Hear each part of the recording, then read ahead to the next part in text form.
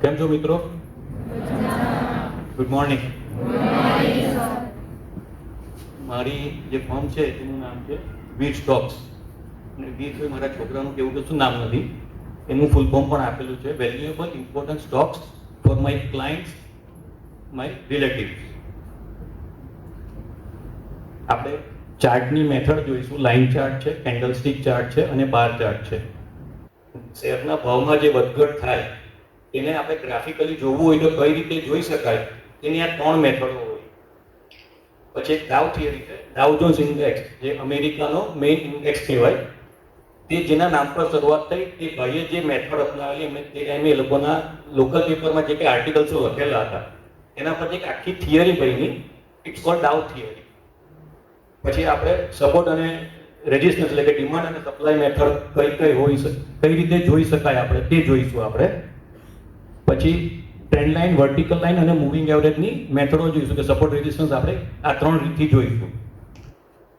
પછી risk management અને money management જોઈશું. રિસ્ક મેનેજમેન્ટ અને મની મેનેજમેન્ટ સૌથી બોરિંગ પાર્ટ, પણ જિંદગીમાં દરેક જગ્યાએ એપ્લાય કરવો જોઈએ એવો મારો અનુભવ.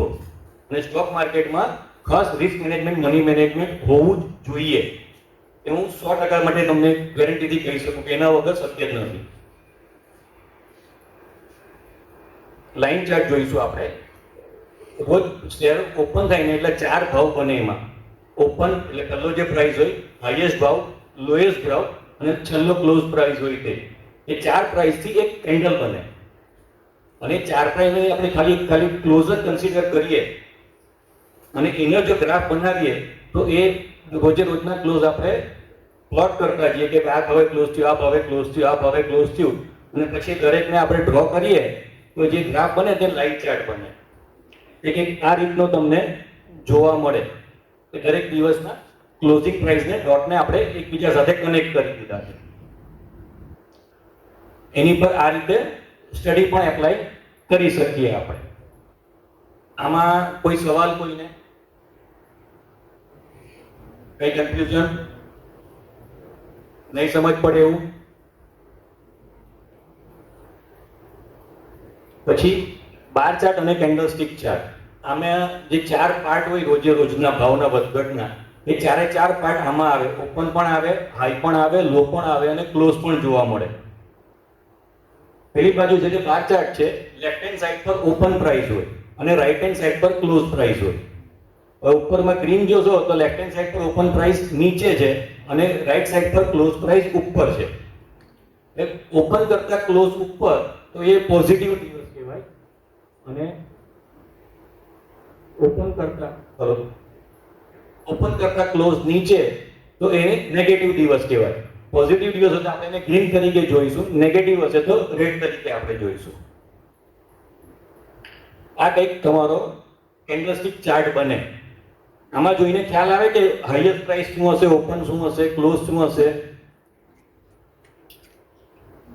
કોઈ આવીને સમજાવવા માંગશે, બતાવશે?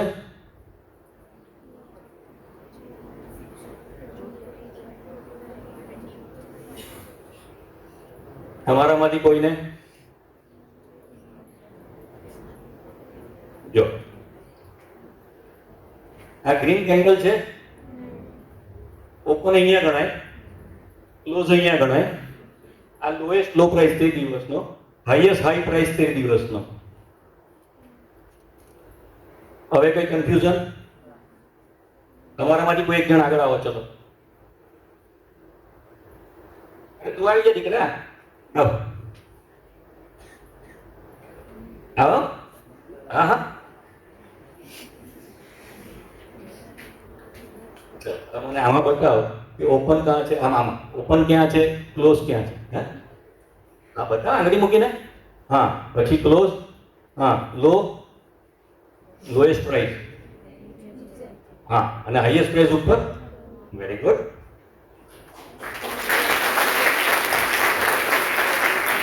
હવે કોઈને ડાઉટ? આ નાની કેન્ડલ છે એમાં શું હશે? ઓપન કરતા ક્લોઝ ઉપર હશે ને? એમાં બધા જુઠ્ઠા, કોઈને આવડતું જ નથી.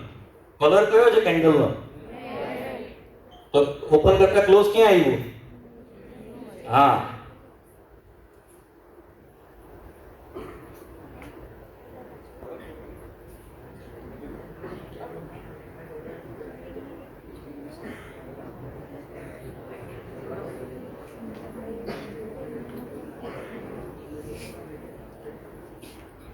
આમાં છેલ્લી કેન્ડલ શું કહી છે?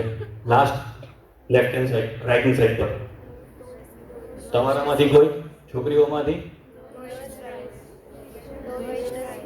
સોરી, ઓપન કરતા ક્લોઝ ક્યાં? આટલું સમજો ને, આ કેન્ડલસ્ટિકનો કોન્સેપ્ટ ક્લિયર થઈ જાય. હાઈ અને લો એ કોમન વસ્તુ છે, એ બધાને ખબર પડે એવી છે. આ બાર ચાર્ટ છે, કંઈ દેખાય ખરું આમાં? એની કમ્પેરમાં આમાં એટલે જનરલી માર્કેટમાં લોકો કેન્ડલસ્ટિક ચાર્ટ જોવાનું પ્રિફર કરે. બાર ચાર્ટમાં ઘણીવાર કન્ફ્યુઝન થાય કે ભાઈ ખાલી કલરથી તમે કહી શકો કે ઉપર છે કે નીચે દિવસ છે, એક્ઝેક્ટ ફોર્મેશન શું છે તે નહીં ખબર પડે. પ્લસ આ જે દરેક કેન્ડલો બની છે ને, દરેક કેન્ડલનું પોતાનું ઇમ્પોર્ટન્સ છે. નાની કેન્ડલ છે તો કમ્પેરમાં ત્યાં બાયર સેલર્સ એકબીજાની સાથે અથડાય છે કે એકબીજાને બીટ કરવાની કોશિશમાં છે. જ્યારે મોટી ગ્રીન કેન્ડલ હોય તો તે દિવસે બાયર આર એગ્રેસિવ, મોટી રેડ કેન્ડલ હોય તો સેલર આર એગ્રેસિવ. એવા અનુમાન આ કેન્ડલસ્ટિક પરથી આપણને જાણવા મળે. કેન્ડલસ્ટિક એ આખું એક પોતાનું સાયન્સ છે.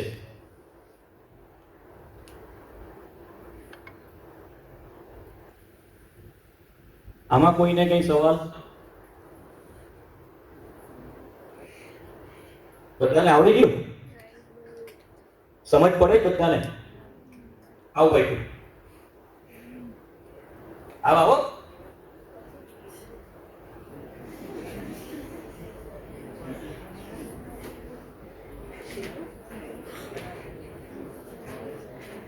આ દિવસમાં શું છે?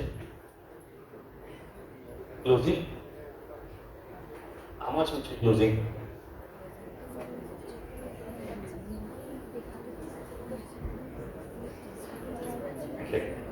કલર ગ્રીન છે એટલે ઓપન કરતા ક્લોઝ નોમિનલ ઉપર છે. આ દરેક કેન્ડલનું ઇમ્પોર્ટન્સ છે તે આ રીતે છે. કન્ફ્યુઝન થાય ને કે ઓપન ક્લોઝ શું હશે? આ દરેક કેન્ડલનું એટલું ઇમ્પોર્ટન્સ હોય એ સમજવાનું છે. હવે બધાને સમજ પડી ગઈ? હવે કોણ આવશે આગળ?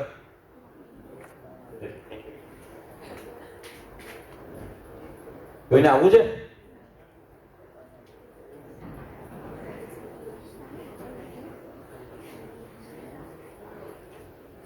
ડાઉ થિયરી. હાઈએસ્ટ હાઈ, હાયર લો, હાયર હાઈ, હાયર લો. એટલે જનરલી માર્કેટ ઉપરની તરફ જતું હોય તેને અપ મૂવ કહેવાય. લોઅર લો, લોઅર હાઈ એટલે પ્રીવિયસ હાઈ કરતા બીજો હાઈ જે બને તે નીચે બને.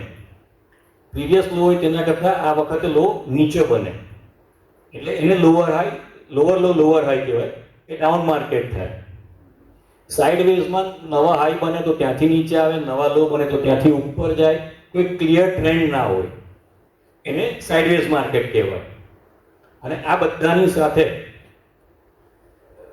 ઇકોનોમીમાં બૂમ છે કે નહીં તે જાણવું હોય તો બેન્કિંગ, ઇન્ફ્રા, કન્સ્ટ્રક્શન, પછી રેલવે, પોર્ટિંગ, આ બધા જે બેઝિક સેક્ટર્સ છે તે બધામાં પણ તેજી હોવી જોઈએ. સાથે તો આખી ઇકોનોમી તેજીમાં છે એવું કહી શકાય. કોઈ પર્ટિક્યુલર કોઈ એક સેક્ટર ચાલતું હોય કે બજાર એટલું ચાલ્યા કરે ને ઇકોનોમીમાં તેજી નહીં હોય તે બજારમાં બબલ થાય એટલે કે ખોટી રીતે બજાર વધે છે, ગમે ત્યારે નીચે આવી શકે. એટલે મેજર સેક્ટર પણ બજારની સાથે એ દિશામાં મૂવ થવા જોઈએ. એ ઇકોનોમીનો બેઝિક કોન્સેપ્ટ છે કે ભાઈ બજારમાં તેજી છે તો દરેક સેક્ટરમાં બી વધતી ઓછી તેજી હોવી જોઈએ. મંદી છે તો દરેક સેક્ટરમાં વધતી ઓછી મંદી હોવી જોઈએ. જ્યારે તેજી મંદી કહેવાય, પર્ટિક્યુલર એક સેક્ટરમાં મંદી અને બાકી બધું તેજી ચાલતી હોય તો ઇકોનોમી મંદીમાં છે એવું આપણે નહીં કહી શકીએ. એ જ રીતે આ બજારમાં પણ એ જ વસ્તુ છે. આમાં શું દેખાય છે? હાયર હાઈ દેખાય છે.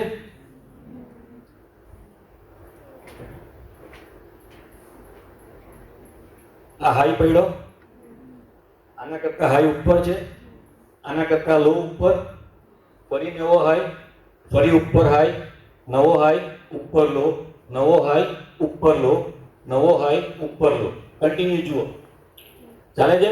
પછી આ એક જાતનું સાઇડવેઝ માર્કેટ આવી ગયું. આ નવો લો માર્યો તો પાછો ઉપર ગયો, તો આના કરતા નવો હાઈ માર્યો તો પાછું નીચે. કોઈ ક્લિયર ડિરેક્શન નથી મળતી. પછી કન્ટિન્યુ પાછું હાયર ટોપ હાયર હોપ હાઈ બનતા જાય છે. આ અપ મૂવ કે બુલ માર્કેટ તમે કહી શકો. આમાં શું દેખાય?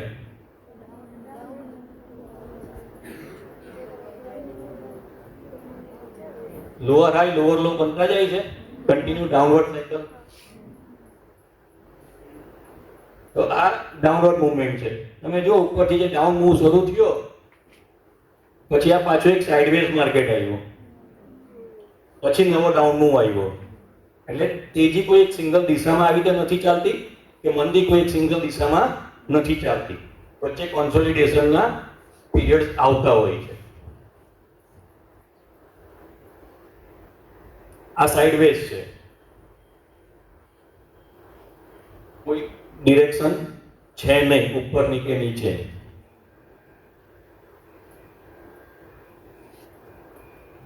આ ત્રણ વસ્તુમાં સમજ પડી. હાયર હાઈ, લોઅર હાઈ અને ડિરેક્શન લેસ માર્કેટ. આમાં કોઈને કોઈ સવાલ?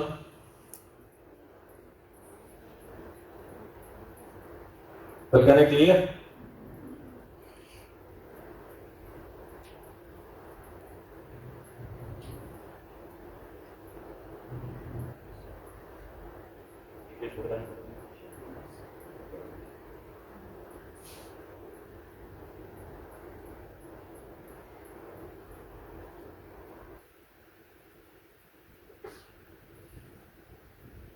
હવે આમાં સેકન્ડ ડાઉનલોડ માર્કેટની શરૂઆત ક્યાંથી થઈ? કોઈ કહી શકશે?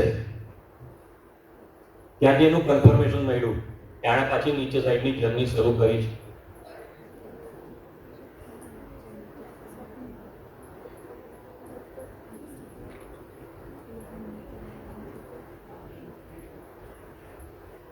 Very good.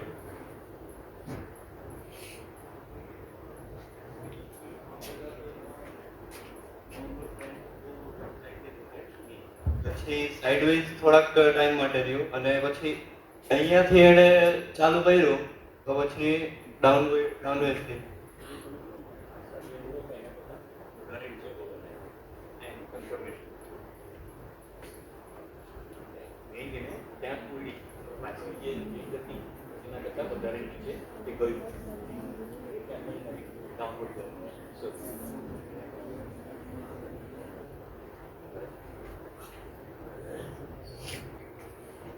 Thank you.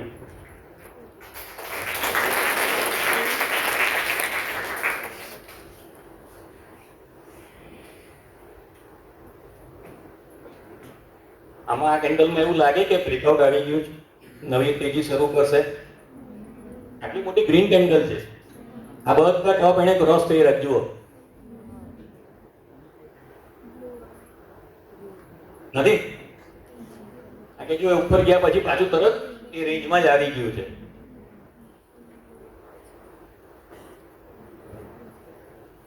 આટલું ક્લિયર હોય તો આપણે આગળ સપોર્ટ એન્ડ રેઝિસ્ટન્સ માટે જઈએ. ક્લિયર?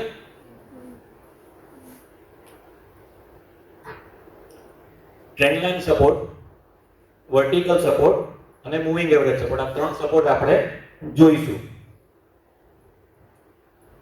હાયર હાઈને ટચ કરતી લાઈન દોરવાની, લોઅર લોને ટચ કરતી લાઈન દોરીએ તો આ રીતે કંઈક બે લાઈન દોરાય અને એના પરથી તમને કંઈક સમજ પડે છે કે માર્કેટની ડિરેક્શન કઈ હશે?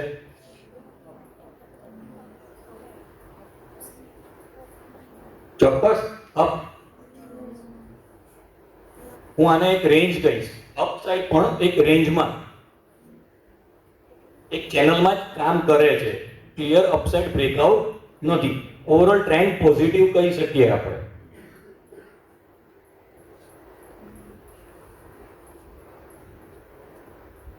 આમાં શું દેખાય?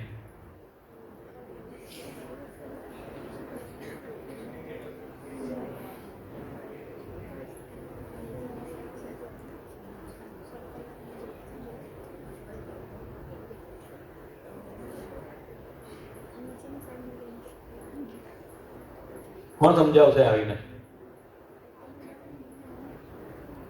તમારામાંથી કોઈ? હા? તમે બ્લુ નહીં?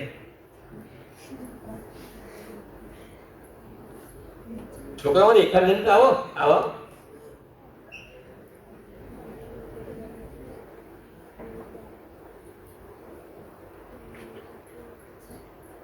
જે ફર્સ્ટ છે એ પહેલા પોઝિટિવ છે, જે એકદમ પીક પર આવી ગયો એના પછી નેગેટિવ ટ્રેન્ડમાં દેખાય છે ઉપરવાળો.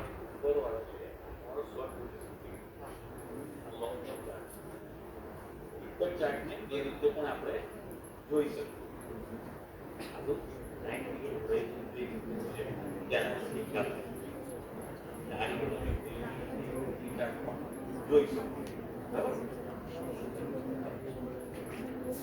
એટલે હંમેશા ડ્યુઅલ ટાઈમ ફ્રેમ ચેક કરવી વધારે હિતાવ ગણું છું. એક આ ડેઈલી ટ્રેન્ડ લાઈન છે અને એક આ વીકલી છે, આપણે એવું માનીએ તો ઓવરઓલ વીકલી ટ્રેન્ડ અપ હોય તો ડેઈલી ટ્રેન્ડમાં એવા સ્ટોક્સમાં મંદી કરવામાં જોખમ રહેલું છે, એવું મારું અનુભવ રહ્યો છે. એટલે હંમેશા ડેઈલી જોતા સાથે વીકલી ચાર્ટ પણ જોવાનો ને વીકલી જોતા હોય તો સાથે મંથલી ચાર્ટ પણ જોવાનો. આમાં ટ્રેન્ડ લાઈન બ્રેક થયા પછી શું થયું?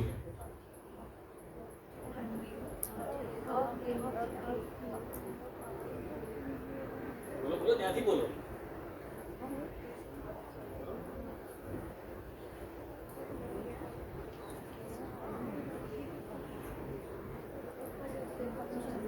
ટ્રેન્ડ લાઈનનો ઇમ્પોર્ટન્સ ખ્યાલ આવે આના પરથી?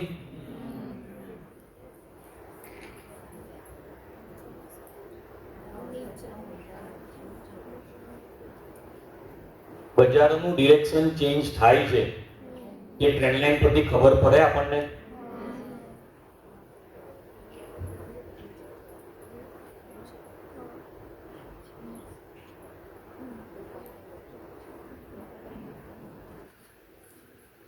આ ટ્રેન્ડ લાઈન હાયર હાઈ થી અને લોઅર લો બંને બાજુ તમે ડ્રો કરીને ઓવરઓલ માર્કેટના સપોર્ટ રેઝિસ્ટન્સ ક્યાં છે એ તમે જોઈ શકો.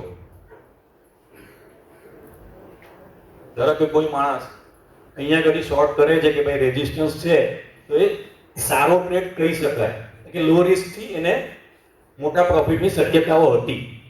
હવે ટ્રેન્ડ ચેન્જ થાય છે તો એ પાછો મંદીમાંથી તેજીમાં આવી જશે અને અહીંયા કશે કે એનો સ્ટોપ લોસ રાખીને તેજી કરશે.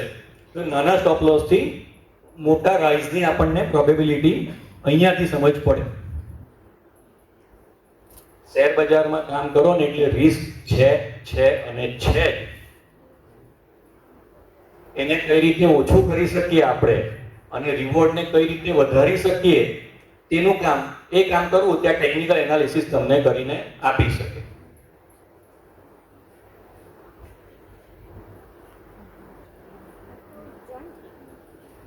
આ ટ્રાયેંગલ ફોર્મ છે.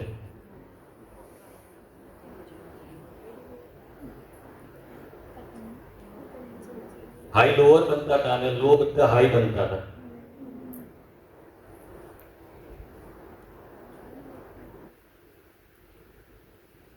તો ડિરેક્શન ચેન્જ થઈ પછી આ પિંક લાઈન બ્રેક કર્યા પછી હાયર હાઈ હાયર લો બનવાના શરૂ થયા.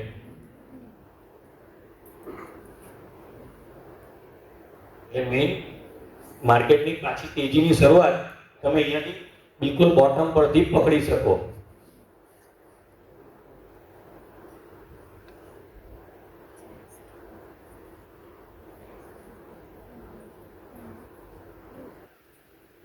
ટ્રેન્ડ લાઈનમાં કોઈ સવાલ? કોઈ ટ્રેડ સમજાવી શકે આમાં કઈ રીતે ટ્રેડ લઈ શકાય?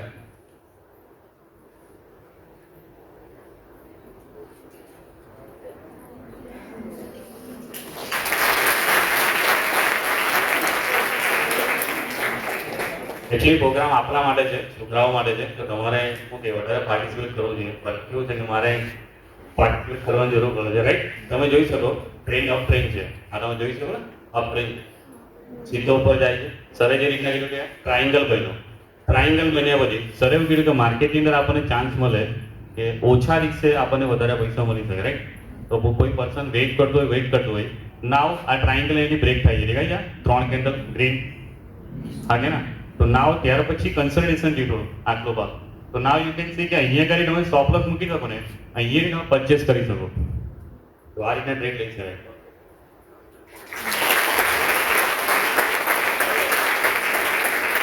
આ તમને આઈડિયા હોય ને તો ઓછામાં ઓછા જોખમથી વધારેમાં વધારે પૈસા કઈ રીતે બનાવી શકાય એ સરળ કરી આપે. શેર બજાર સહેલું છે એમાં કોઈ ડાઉટ નથી, પણ એને સરળ નથી એ પણ સમજવું જરૂરી છે. સહેલું અને સરળમાં બેમાં ફરક ખબર ને?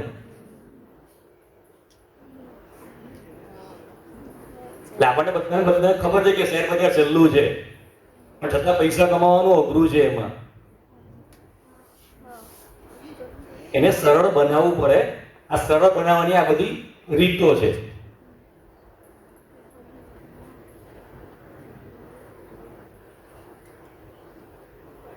આ વર્ટિકલ સપોર્ટ છે બધા.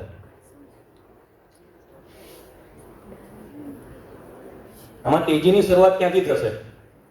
તો છોકરીમાંથી આવતો હોય તો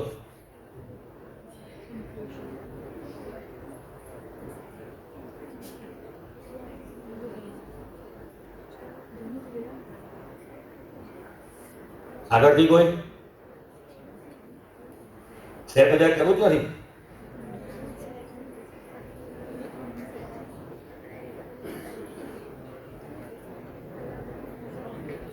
જો આ 1 2 3 કન્ટિન્યુ ટોપ બનીને બજાર નીચે આવી જાય છે.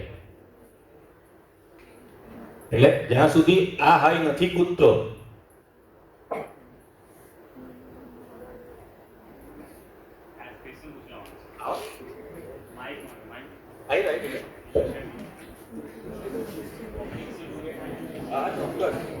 મજા આવશે.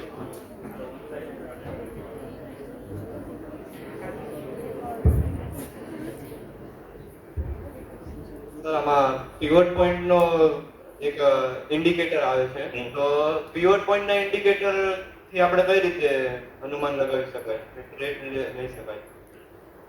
પીવટ બોસ કરીને એક બુક છે, એમાં એમનું એવું કેવું છે કે S1 ની પાસે તમે ખરીદી કરો, પીવટ તમારો પહેલો ટાર્ગેટ અને R1 તમારો બીજો ટાર્ગેટ.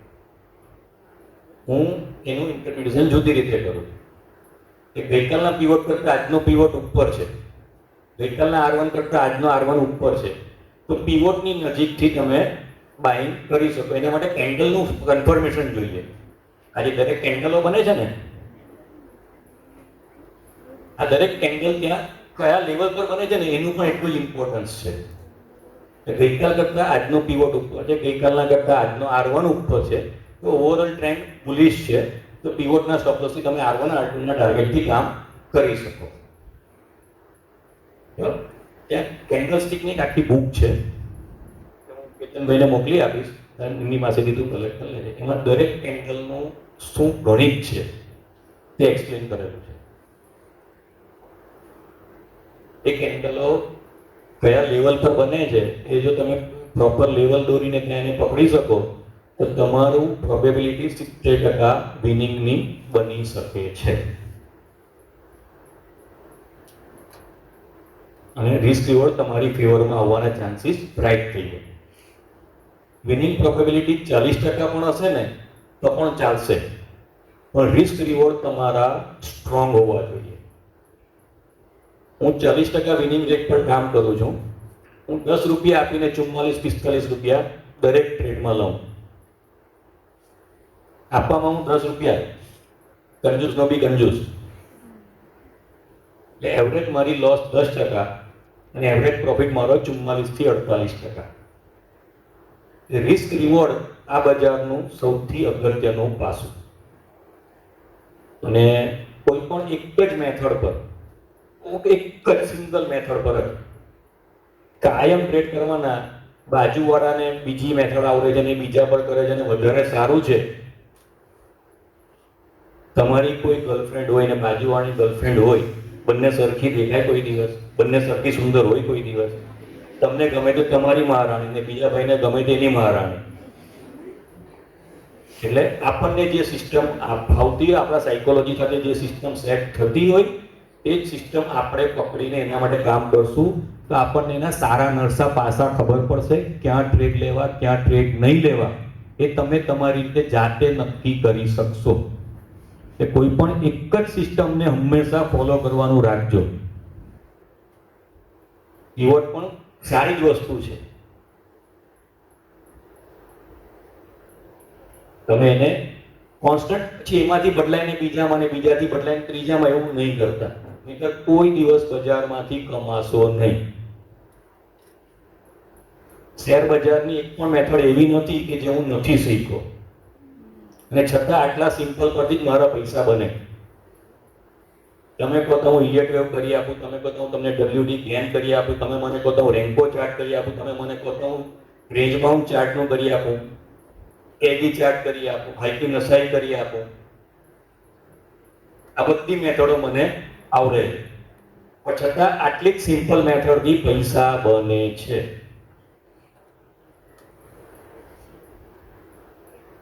બરાબર? તો બીજું કઈ એક મેં રેન્ડમ પોડકાસ્ટમાં જોયું હતું કે કોઈ ટ્રેડર હતો એમ કહેતો હતો કે માર્કેટમાં એના વર્ડ્સ હતા કે ભાઈ માર્કેટમાં કમાવું કઈ બહુ મોટી વાત નથી, ખાલી 10 વાગે તમારે એન્ટર કરવાનું, જોવાનું, જો માર્કેટ ગ્રીનમાં હોય તો ઉપર તમારે 200 પોઈન્ટ ટાર્ગેટ રાખવાનું અને 100 પોઈન્ટનું તમારે એસએલ રાખવાનું, અને જો નીચે હોય તો ભાઈ નીચે પુટ લઈ લેવાનું 200 પોઈન્ટ ને 100 પોઈન્ટ એસએલ રાખી દેવાનું. એટલે એની વાત કેટલી સાચી? તમે બજારમાં કામ કરશો ને તો તમને ખબર પડશે કે પહેલી રેડ કેન્ડલ હોય ને પછી આખો દિવસ ગ્રીન પણ હોય, અને પહેલી ગ્રીન હોય ને પછી આખો દિવસ રેડ પણ હોય છે. લેવલ વગર કામ કરવું નહીં. અને એ ભાઈ જો એ ખરેખર કમાતો હતો ને તેને પોડકાસ્ટ કરવું આવવું જ નહીં પડે. યુટ્યુબ પર બધા કેમ મનીષિયા ચેનલ સબસ્ક્રાઇબ કરવાની વાર્તા લઈને આવે, આનકા તમે એકાઉન્ટ ખોલાવો, કારણ કે એ લોકો ટ્રેડિંગ કરીને કમાઈ જ નથી શકતા. એટલે આ બધી એડવર્ટાઇઝમેન્ટથી એ લોકો કમાય છે. અને હું ખાલી ટ્રેડિંગમાંથી જ કમાઉં છું, એટલે મારે એવી કોઈ જાહેરાત કરવાની જરૂર નથી. પાકું? જો પીવોટ આવડતું હોય તો પીવોટ બોસ વાંચી લેજો અને એ આપણા માર્કેટમાં કઈ રીતે કામ કરે છે એ સમજી લેજો. બરાબર?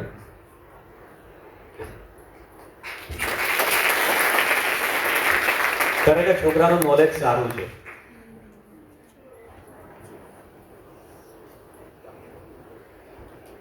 આ લાઈનો દોરવી સહેલી લાગે ખરી પેલા કરતા, ટ્રેન્ડ લાઈન કરતા? આ હાઈ બન્યો ત્યાંથી એક આડી લાઈન, આ હાઈ બન્યો ત્યાંથી, આ લો બન્યો ત્યાંથી. આમાં હાયર હાઈ કયો છે ને લોઅર લો કયો છે મારે કશું ચેક કરવાની જરૂર છે? આ સ્વિંગ હાઈ છે તો એક ટોપ થાય, આ સ્વિંગ હાઈ છે તો એક ટોપ, આ સ્વિંગ લો છે, આ સ્વિંગ લો છે, આ સ્વિંગ લો છે, એ મારા સપોર્ટ બની ગયા. જો તમે જુઓ ને તો આ સપોર્ટ અહીંયા તોડ્યો, બે સપોર્ટ હતા તે અહીંયા તોડ્યો, આ સપોર્ટ અહીંયા તોડ્યો, એ છતાં બજારે શું કર્યું?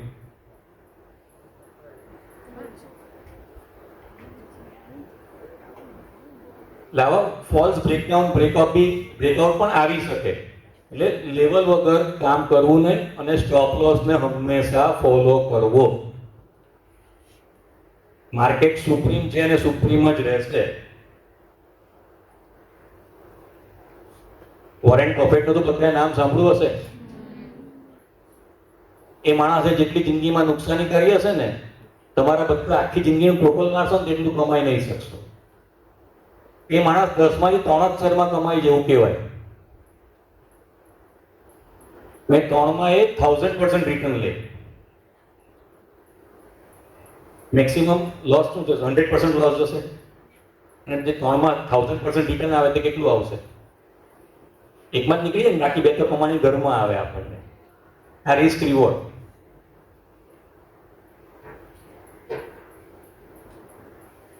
આ રીતે તમે જોઈ શકો.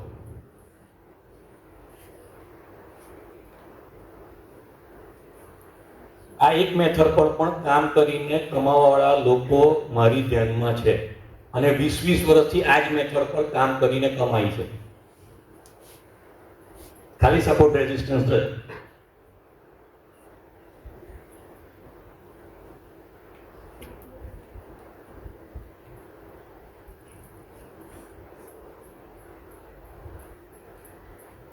આમાં કોઈ કન્ફ્યુઝન? કોઈ સાહેબને કન્ફ્યુઝન નહીં પાછળ?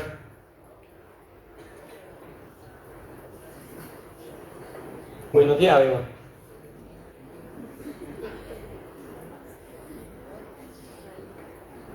મારા હિસાબે વર્ટિકલ લાઇન્સ સપોર્ટ રેઝિસ્ટન્સ સૌથી સહેલું છે. સર એકચ્યુઅલી મારો પોતાનો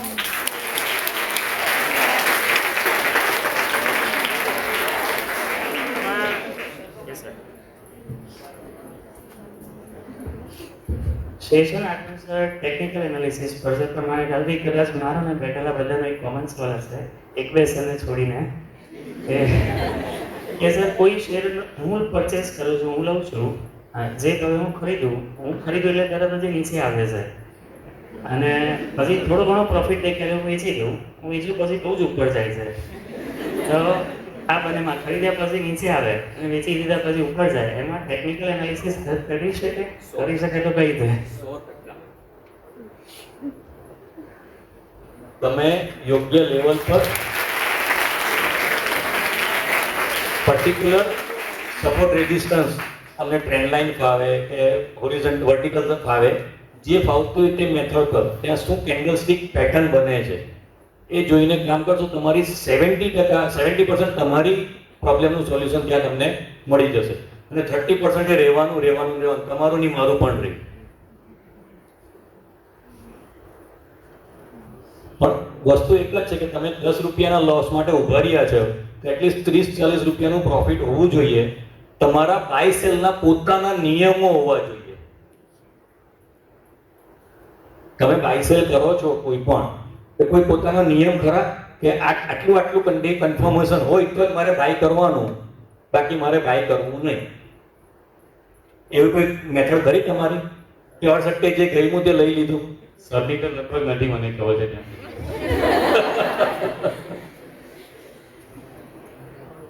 હું આજની તારીખે ટોટલ રૂલ બેઝ કામ કરું. આટલી ટર્મ્સ કન્ડિશન હોય તો મારે બાય કરવાનું, આટલી ટર્મ્સ કન્ડિશન હોય તો મારે વેચી નાખવાનું. પ્રોફિટ છે કે લોસ છે હું જોતો પણ નથી. સર પણ એવું થાય ને ત્યારે બેઝિક એનાલિસિસ ને કે ફંડામેન્ટલ તો લોકો તો એમ બોલે અને થોડું ઘણું વાંચું પણ રીડિંગ કરું છું, એમ જ નથી હોતું. પણ ક્યારેક એવું થાય કે કેટલાક લોકો એમ કે સારી કંપનીના શેર લીધો એમ પછી એનો ભાવ પડી જાય તો રાખી મૂકવાના અથવા રાહ જોવાની, બંને બરાબર જ છે. તો કેટલાક શેર્સ તો એવા લીધેલા જ છે કે જેનો પ્રાઇસ જોવાનો નથી કારણ કે એને વેચવાના જ નથી, કારણ કે ફંડામેન્ટલી સ્ટ્રોંગ છે. તો આજે નીચે છે તો ટેન્શન નથી, ભવિષ્યમાં તો એ સારું કરી જ આપશે એમ. 2008 પછી રિલાયન્સ આજે બધાને ખબર ને ઇન્ડિયન નંબર 1 કંપની, 2008 થી 2016 શું રિટર્ન આપેલું કઈ આઈડિયા છે? 2021 થી 2024 અત્યારે કરંટ પીરિયડમાં એચડીએફસી શું રિટર્ન આપ્યું કઈ આઈડિયા છે કોઈને? 0. બંનેમાં ફંડામેન્ટલમાં તો કોઈ તકલીફ નથી.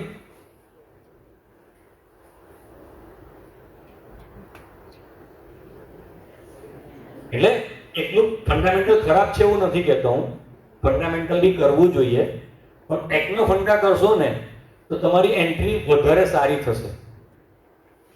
તમને ખબર છે કે આ ફંડામેન્ટલ સારા છે, તેમાં ટેકનિકલ હું કયા ભાવે કરું તો તમારો રિસ્ક રિવોર્ડ ફેવરમાં આવે એટલું તો તમે જોઈ શકો ને, તો તમને ટેન્શન આવતું ઓછું થઈ જશે. અને તમારે હાયર ટાઈમ ફ્રેમના ચાર્ટ જોવા જોઈએ. ઇન્ટ્રાડે કે કલાક 2 કલાક કે 1-2 દિવસના ચાર્ટથી તમારે કામ જ નહીં કરવું જોઈએ. તમારે વીકલી કે મંથલી ચાર્ટ જ જોવા જોઈએ.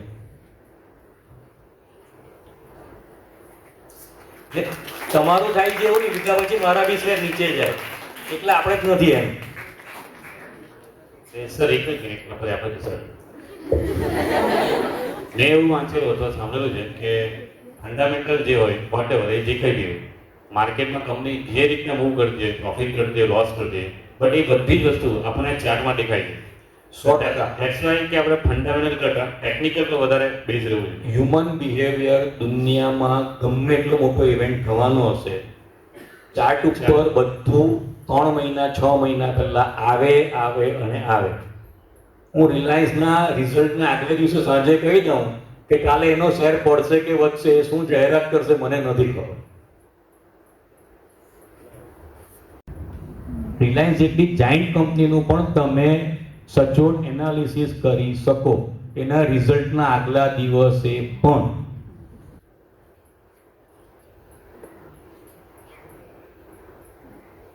આ મૂવિંગ એવરેજ છે, એ ઓટોમેટિક ઇન્ડિકેટર્સ તમારું જે તે સોફ્ટવેરમાં આવી જાય. તમે જે તે સ્ટોક્સને જે તે મૂવિંગ એવરેજ આવતી હોય તે તમે એને પ્લોટ કરીને જોઈ શકો છો.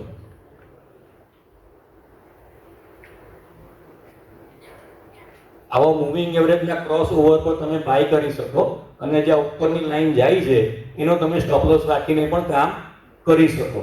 આટલું સહેલું પણ આપણે આને બનાવી શકીએ કે સરળ કે ક્રોસ ઓવર આવ્યું છે, એનો જે હાઈ છે તે કૂદે તો મારે બાય કરવાનું અને આ જે લાઈન છે એ તોડે તો મારે નીકળી જવાનું. આ તમારો એક બાય સેલનો નિયમ બની ગયો, એક સિસ્ટમ તમે આને કહી શકો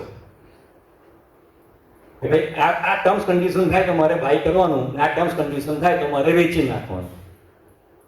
હવે આવું તમે કોઈ પણ એક મેથડ અપનાવો અને એમાં risk management, money management add કરો ને અને જો પ્રોપર એને ડિસિપ્લિનથી ફોલો કરો ને તો શેર બજારમાંથી કમાણી કરતા તમને કોઈ રોકી શકશે નહીં.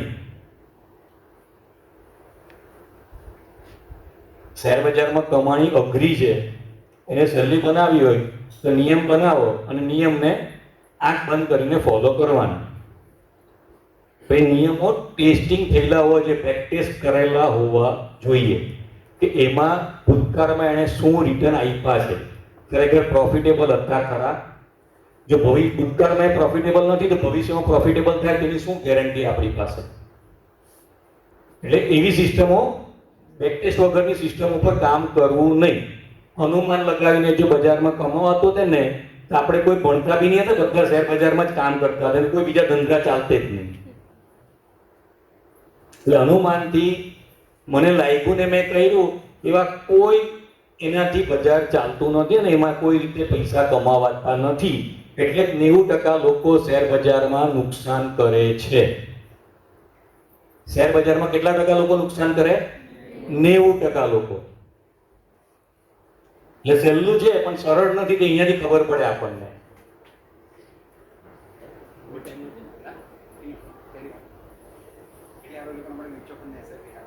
હા, એ લોકો માટે મ્યુચ્યુઅલ ફંડ એસઆઈપી સારું.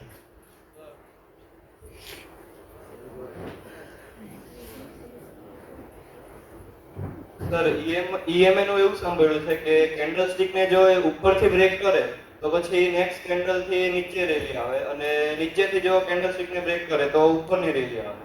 તો આ તમારા અનુભવ પ્રમાણે કેટલું છે? શેર બજારમાં લાખ પદ્ધતિ હશે, કેટલી ઓછામાં ઓછી.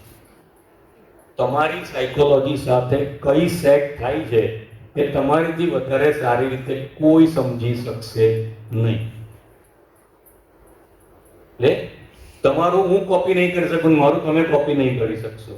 2-4 દિવસ એકબીજાની કોપી ચાલે પછી હું મારી સાયકોલોજી પર આવી જાઉં, તમે તમારી સાયકોલોજી પર ચાલ્યા જાઓ. કારણ કે સાયકોલોજી માણસની બદલાતી નથી. એટલે મૂવિંગ એવરેજ, હું તો સિમ્પલ વસ્તુ કહું કે જ્યાં મૂવિંગ એવરેજનું ક્રોસ ઓવર આવ્યું, બે મૂવિંગ એવરેજ લીધી, નેક્સ્ટ લો નેક્સ્ટ ફાસ્ટ, એનું જ્યાં ક્રોસ ઓવર આવ્યું છે એ કેન્ડલનો હાઈ પૂછે તો મારે બાય કરવાનું અને ફાસ્ટ મૂવિંગ એવરેજ તોડે તો મારે નીકળી જવાનું. એક નિયમ બનાવ્યો મેં. આવા તમે તમારા કોઈ પણ નિયમ બનાવી શકો, તમે તમારી કોઈ પણ મૂવિંગ એવરેજ લગાવીને ચેક કરી શકો, પણ એ નિયમો પાછલા પ્રેક્ટિસ થયેલા હોવા જોઈએ કે ભૂતકાળમાં આ પ્રમાણે બન્યું હોય તો એને શું પ્રોફિટ આપ્યું છે કે નુકસાન જ કરાયું છે. મને કોઈ મૂવિંગ એવરેજનું જુઓ કે અત્યારે બહુ ફાઇન ચાલે છે અને ભૂતકાળમાં એને કોઈ કમાણી આપી જ નથી તો ભવિષ્યમાં આપવાના ચાન્સીસ બહુ રેર છે. કારણ કે હ્યુમન બિહેવિયર કોઈ દિવસ બદલાતું નથી. આ ચાર્ટ એટલે હ્યુમન બિહેવિયર છે. માસ શું વિચારે છે એનો આ ચાર્ટ બને. આખા ઇન્ડિયામાં કે આખી દુનિયામાં પર્ટિક્યુલર આ સ્ટોક્સમાં કોણ જેટલા લોકો કામ કરે છે બધાનું મિક્સ વિચારવાનું શું છે તે અહીંયાથી ખબર પડે કે વધારે પડતા લોકો શું વિચારે છે એ બધું અહીંયા તમને ચાર્ટ પર ખબર પડે. એટલે એ ભાઈનો અનુભવ શું રહ્યો, એની સાયકોલોજી શું હોય એ એનો વિષય છે. બાકી એવું કંઈ લખેલું આ બજારમાં કશું જ નિયમ નથી. એટલે પેલા ભાઈએ કીધું ને કે હું લવની નીચે જાય એ 95% લોકોનો પ્રોબ્લેમ છે. મૂમીમાં આવી જાઉં એવું નથી.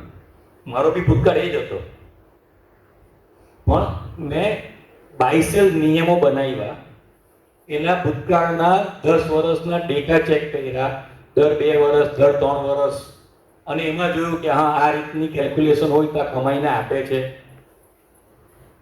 મારા સાયકોલોજી પ્રમાણે બેસે છે, તો હું એ સિસ્ટમ પર કામ કરું. રિસ્ક મેનેજમેન્ટ, મની મેનેજમેન્ટ હું એમાં ઇનબિલ્ટ કરી દઉં. આટલી તમારું કન્ફર્મેશન હશે ને કે બજારમાંથી કમાતા તમને કોઈ નહીં રોકી શકે, એ ગેરંટી મળે. પણ ડિસિપ્લિનથી એને ફોલો કરવું પડે. એટલે 2 વસ્તુ, તમારા નિયમ બનાવો, એનું પ્રેક્ટિસ ચેક કરો, અને જે સફળ છે, મારી સાયકોલોજી સાથે સેટ છે, ડ્રોડાઉન્સ ને બધું, નુકસાન ને બધું, તો એની પર કામ કરવાનું, બીજું કશું વિચારવાનું નહીં. રિસ્ક મેનેજમેન્ટ, મની મેનેજમેન્ટ કરી લો, એટલે 6 મહિને તમારી બેલેન્સ શીટ પ્લસમાં આવતી થઈ જાય. બરાબર? સર, અમુક ઇન્વેસ્ટર્સ એમ કહે છે કે ટ્રેડર કદી કમાતા નથી, અને તમે કહો કે તમે પ્રોફિટેબલ ટ્રેડર છો. હવે આમાં શું સમજ્યા આપણે? હું ટ્રેડર ખરો, હું ઇન્ટ્રાડે ટ્રેડર નથી. એક દિવસમાં લઈને વેચી નાખું, હું એ ટ્રેડર નથી.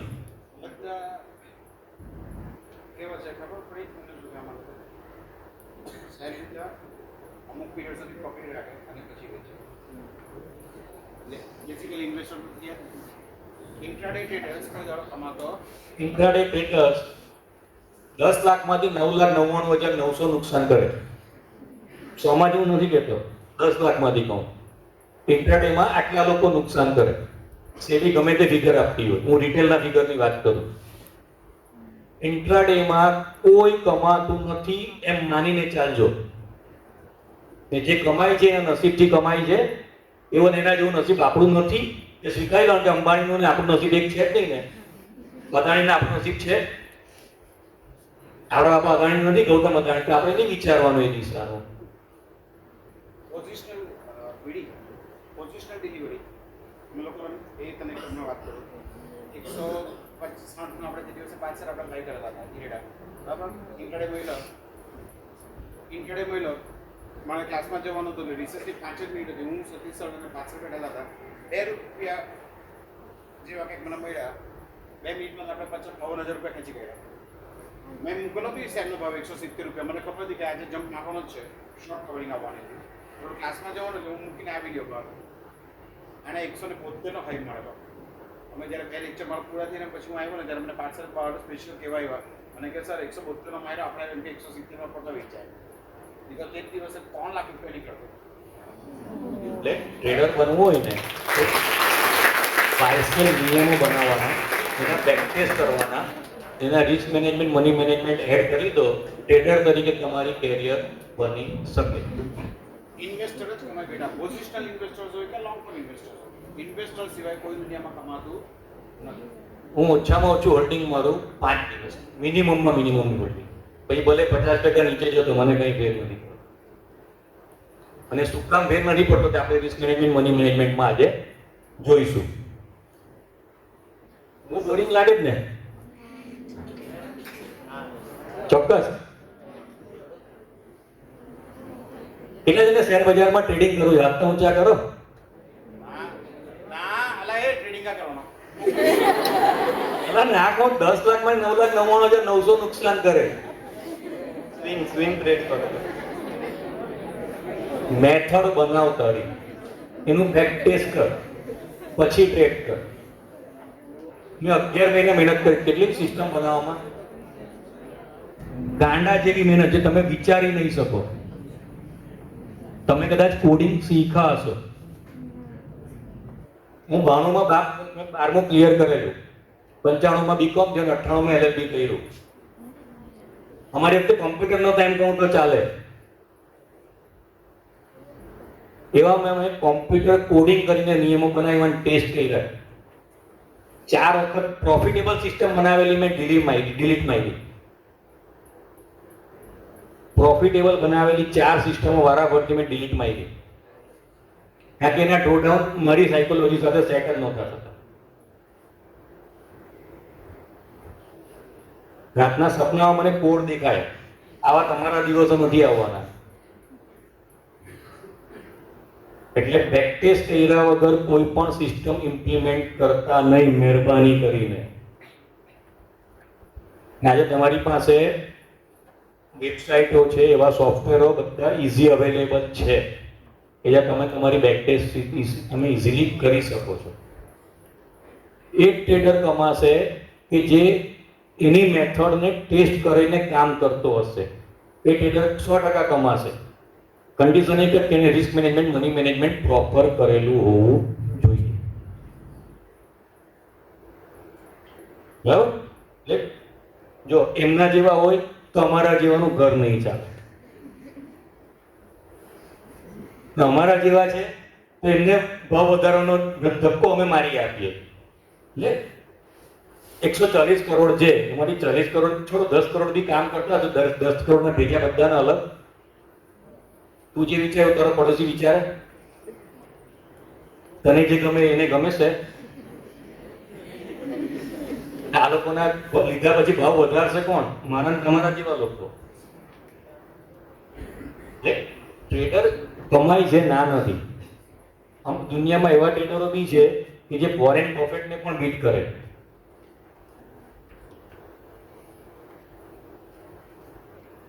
એટલે ટ્રેડર કમાય જેવું કશું નથી. એમના ધ્યાનમાં કદાચ અમારા જેવા આવ્યા નહીં હોય. હું જ બી કરેક્શન કરું કે he is not making exactly, he is not making intraday. આ લોકોને ટ્રેડિંગ કે લોકોનો મતલબ શું ખબર છે? આજે લીધા ને આજે જ વેચો. ના ના ભાઈ, ના સ્વિંગની જ વાત કરું છું. સ્વિંગ બી તું કરે ને તો વીકલી સ્વિંગ કરજે જો સુખી થવું હોય તો. 1 મિનિટ કે 5 મિનિટના સ્વિંગ કોઈ કામ લાગતા નથી. હું તને લઈ જાઉં, એ લોકો આવા સ્વિંગ કાયદેસર બ્રેકઆઉટ આપીને એ લોકોને ભેરવે છે. કાયદેસર એક બ્રેકઆઉટ આપે અને ત્યાંથી એ જે માલ વેચે જ ને, દિવસનો લો આવીને ઉભો રહે હાઈ પરથી. અહીંયા હજુ બી એક વસ્તુ કે if you want to accumulate wealth, you must be an investor. Investment કર્યા પછી તારા સ્વિંગ ને જે બધું કરવું હોય ને એ ચાલે. ને નિરંજન સરની મેં એક ડાયલોગ મારેલો આજે બધાની વચ્ચે કે હવે માર્કેટ પહેલાંની છે કે મને માઇનસમાં કાઢી મને ઘણી વાર ખબર છે ખ્યાલ આવ્યું ને. કારણ કે મારી પાસે ક્વોન્ટિટી છે, એ ક્વોન્ટિટી કેવી રીતે બોનસ છે એને બધું આપ્યા પછીની છે. વીડી મેં લોકોને એવું કીધું કે આઈટીસી લીધેલા છે 50 છે, આવી તેવી બધું થઈ ગયા. કેટલી વાર બોનસ આપ્યા ને કેટલી વાર 1000ની ક્વોન્ટિટી 7,500ની થઈ ગઈ પછી નફી જવું ને. આજે બી આઈટીસી લો ને તો કશું જ નુકસાન નથી. ડિલિવરી પર લઈને રાખી શકો આજની તારીખે પણ આઈટીસી. એટલે એક કન્સેપ્ટ મગજમાં ધ્યાનમાં રાખજો, ઇન્વેસ્ટર જ કમાય, ટ્રેડર કમાતો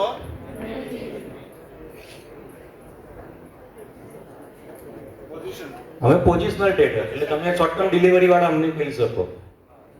ઇન્ટ્રાડે કોઈ કમાતું નથી કે 10 લાખમાંથી 100 જેવા આપણે નથી ને કોશિશ બી નહીં કરો. આ લોકોની જનરેશન છે ને વાસ્તવ બહુ ઇન્સ્ટન્ટ છે બધી વસ્તુ. એ લોકોને they don't have patience.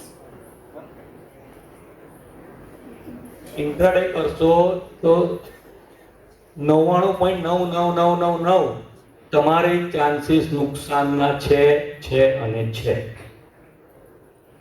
એટલે ઇન્ટ્રાડે મહેરબાની કરીને બંધ જ કરી દેજો. ₹1,00,000 કે 1,000 રૂપિયા ઇન્ટ્રાડે કરવું જોઈએ ને 1,000 પૂરા થાય એટલે આ મહિને વાર્તા પૂરી કરી નાખવાની. જો શોખ જ હોય તો પૂરો કરવો હોય તો કરવાનું જ નહીં. એ 1,000 નુકસાન છે માનીને કરવું હોય તો કરવાનું. તમારા પૈસા ડિલિવરી બેઝ ટ્રેડિંગમાં જ બનશે. અને આમની જેમ વેલ્થ ક્રિએટ કરી તો બસ સારી વસ્તુ શોધીને લઈ લો, પૈસા બનશે. બેઝિકલી સ્વિંગની જ એટલે પાંચ અથવા 1 કે 2 અઠવાડિયાની સ્વિંગ ટ્રેડની જ હું વાત કરું. બને ને તારા રિસ્ક રિવોર્ડ તું મેચ કરી લે ને પ્રેક્ટિસ કરી લે તારી મેથડ. ઇન્ટ્રાડે થી તો મને પોતે ઠીક લાગે છે. જો બીક લાગે ને તે કામ કરવાના નહીં. હું લોકોના પૈસા મેનેજ કરીને આજે તમારી સામે શાંતિથી ઊભો છું. કદાચ મારી ઓફિસમાં બી તમે આડે દિવસે આવો ને સોમવાર મંગળવાર સિવાય, કદાચ હું તમને વેબ સિરીઝ જોતો જોવા મળું ઓફિસમાં બેસીને. આ મારું ટ્રેડિંગ સમજી લે હવે તું. એક વસ્તુ પ્લસ કહેવાનું, VD Vipulbhai Dhamani, basically is known as VD. તો આર વાડીવાલાના અમે બધા સબ બ્રોકર્સ, પણ કદાચ R Wadiwala being as a broker તરીકે જે દિવસે એ લોકોએ PMS પોર્ટફોલિયો મેનેજમેન્ટ સર્વિસીસનો કન્સેપ્ટ નહીં વિચારેલો, તે પહેલાંથી એ કન્સેપ્ટ શરૂ કરવાવાળા વિપુલભાઈ. બરાબર?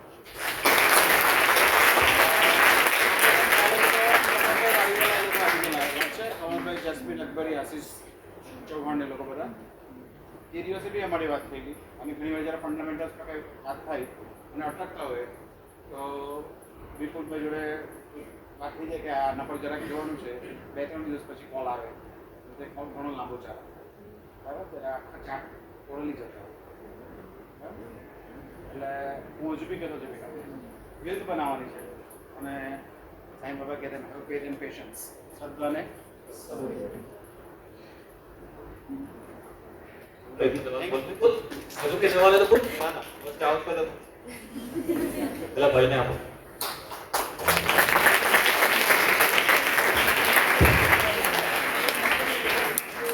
સર કોઈ પર્ટિક્યુલર સ્ટોકનું ટોપ અને બોટમ પિક કરવું હોય તો એના માટે શું કરવું પડે? મન તો નથી આવડતું. એટલે એન્ટર કરવું હોય તો કયા? આવું કોઈ પણ એક મેથડ તમે બનાવી લો તમારી સાયકોલોજી પ્રમાણે. વર્ટિકલ સપોર્ટથી ઓછા રિસ્ક રિવોર્ડ વાળું હોય, ઓછું રિસ્ક ને વધારે રિવોર્ડ, એ કોઈ પણ એક મેથડ બનાવી લો. ટોપ અને બોટમ દુનિયામાં કોઈ દિવસ કોઈ પકડી શક્યું નથી. બધું જમવાનું છે ડાઇનિંગ ટેબલ પર, એ બધું તમે ખાઈ શકશો? એ ટોપ પકડવાની જરૂર ના છે આપણે. મને મારા 30, 40, 50, 100, 200% મળ્યા, હું નીકળી ગયો. મને બીજો ઓપોર્ચ્યુનિટી સારી મળે છે, હું પૈસા ક્યાં શિફ્ટ કરી દઉં? કોન્સેપ્ટ એટલો જ છે કે મને કેટલું જોઈએ છે અને આનામાં કેટલી કેપેસિટી છે મને આપવાની.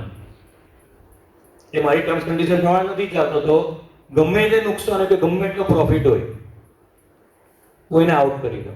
મને કોઈ ટોપ બોટમ પકડવામાં શોખ નથી, ને થવાના જ નથી, એટલે એ વિચારવાનું બી નહીં. સર આપણે કોઈ પર્ટિક્યુલર સ્ટોક લઈને એને એમ એ સ્ટોક બહુ ટાઈમથી લો મારતું હોય એટલે માર્કેટ નેગેટિવ હોય ને થોડાક ટાઈમ પછી પોઝિટિવ માર્કે આપણે એન્ટ્રી કેમ મારવાની? આ તમને કીધું તેમ ટ્રેન્ડ લાઈન ડ્રો કરી દેવાની.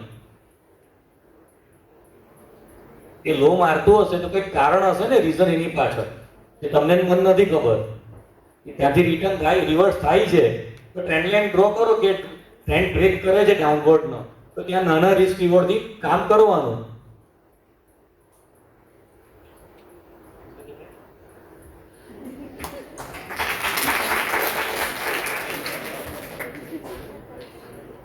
જો તમે જોઈ શકો છો કે મૂવિંગ એવરેજ પર સપોર્ટ લઈને કેટલી વાર ઉપર જાય છે. આ મૂવિંગ એવરેજ થી અથડાઈને નીચે આવ્યું, પછી આ બ્રેકઆઉટ આવ્યું. જો અહીંયા ઘડી મૂવિંગ એવરેજ થી પડ્યું, આ નીચે પૂરી મૂવિંગ એવરેજ થી પડ્યું, અહીંયા પૂરી મૂવિંગ એવરેજ તોડી નીકળી ગયા તો તમે જુઓ કે અહીંયા પાછા પૂરી મૂવિંગ એવરેજ ને રેઝિસ્ટ કરે છે, ત્યાંથી પાછું ફરે. અહીંયા તમે જુઓ આટલો ડાઉન મળે. એટલે મૂવિંગ એવરેજ થી સપોર્ટ રેઝિસ્ટન્સ તરીકે સારા કામ આપી શકે છે. જોઈ લો, મૂવિંગ એવરેજ પાસે જ કોન્સોલિડેશન કરીને પાછી અપમૂવ શરૂ કરે છે.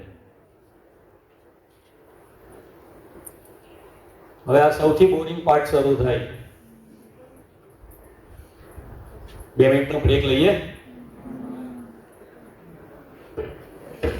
આ કદાચ ટોપિક અત્યાર સુધી બેટા કોઈ જગ્યા પર આવ્યો નથી. રિસ્ક અત્યાર સુધી જેટલા બી આપણા મ્યુચ્યુઅલ ફંડ એસઆઈપી આવ્યું હોય તે આગળ ફંડામેન્ટલ્સ વખતે કમલભાઈની ટીમ આવેલી હતી ખારવાડીવાળાની ત્યારે બી આ હતું નહીં અને એમણે જ્યારે પીપીટી મને મોકલી અને આ ટોપિક જોયો ત્યારે એટલું તો છે કે this is one of the most important technique. બરાબર, આ જરાક શાંતિથી સમજી લેજો અને વોટ ઇઝ રિસ્ક મેનેજમેન્ટ. બરાબર, કારણ કે શેર માર્કેટ રિસ્ક મેનેજમેન્ટ જ છે. પેલું કે ડાયલોગ બધો બહુ સારો લાગે, રિસ્ક હે તો રિસ્ક હે, પછી વળી રિસ્ક થાય તો આખી જિંદગીમાં માણસ પાછું વિચારવું નહીં. બરાબર, રિસ્ક મેનેજમેન્ટ તમારું રિસ્ક એપેટાઇઝર કેટલું છે એના પર ડિપેન્ડ કરે, તમે કેટલું જોખમ બેર કરી શકો. બરાબર.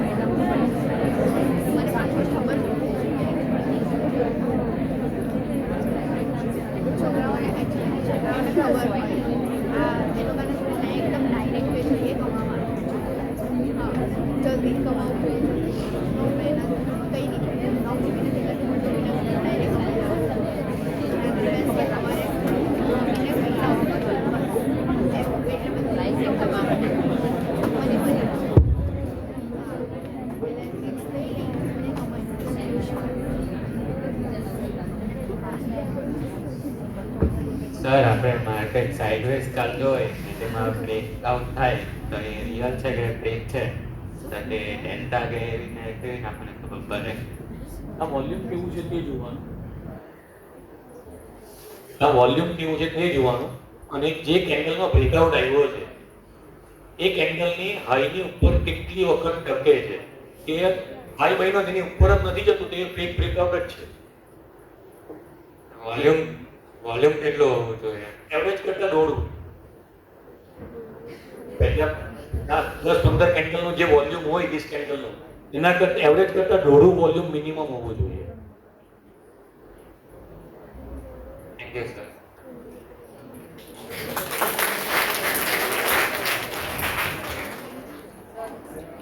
પ્રેક્ટિકલ સવાલ બોલ બોલ. સર આ વોલ્યુમનું શું મહત્વ છે ટેકનિકલ એનાલિસિસનું? કેટલા લોકો એ શેરની લેવેજ કરે છે તેના પરથી વોલ્યુમ થાય. જો ખરેખર બ્રેકઆઉટ હશે તો વધારે લોકોએ કામ કર્યું હોય એવું શક્ય છે. વધારે લોકો કામ કરે તો એ દિશામાં બજાર મૂવ થવાની પ્રોબેબિલિટી પણ સારી કહી શકાય. અને જો તમે એમાં જોઈ શકો કે ડિલિવરી કેટલા % ઉતરી છે તો તમને એ બ્રેકઆઉટ ખરેખર છે કે ફેક છે તે તમને ખબર પડી જાય.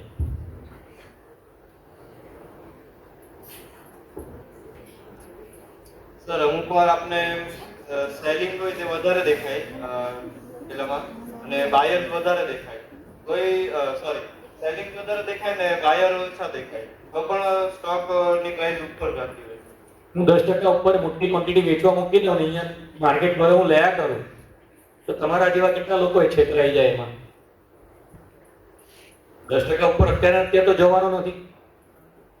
તમારા લોકો જોઈને અહીંયા લેવાનું નહીં વિચારે. હું શાંતિથી માલ ભેગો કર્યા કરું, મારો માલ આવ્યો પેલો સોદો કાઢી નાખો.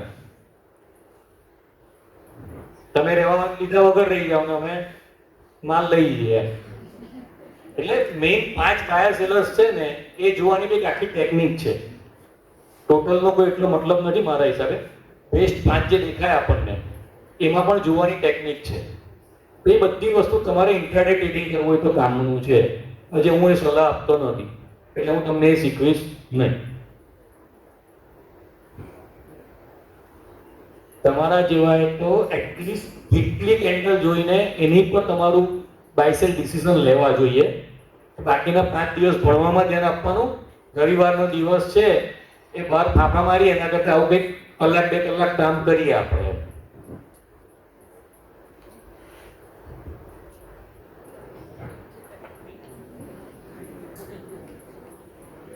સરસ. સર હવે અત્યારે બધા સેક્ટર્સ છે તે અત્યારે મંદી જ બતાવતી છે બધા સેક્ટર્સમાં. અને માર્કેટ જો જોવા જાય તો કાલનું જોઈએ તો સેન્સેક્સ કઈ 96,000 ને પાર ગયો અને નિફ્ટી છે એ 24,000 ને પાર ગયો. તો બંનેના ટ્રેન્ડ્સ તો અલગ અલગ ડાયરેક્શનમાં છે. તો આને તો બબલ જ કહેવાય ને. જ્યારે ફૂટ્યું ત્યારે શું? તમને કયા સેક્ટરમાં મંદી દેખાય ને ક્યાં મંદી જુઓ તમે? ટેક્સટાઇલ.